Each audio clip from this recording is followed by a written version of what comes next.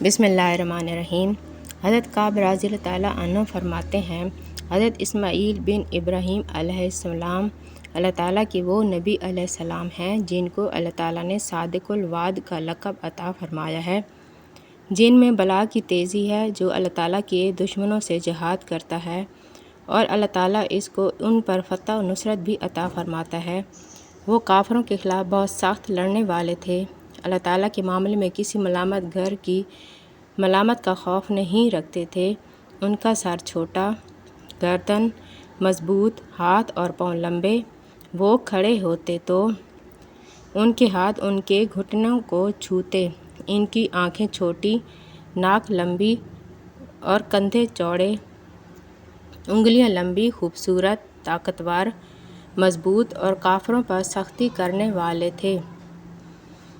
وہ اپنے گھر والوں کو نماز کا حکم دیا کرتے تھے اور رب کی بارگاہ کے مقبول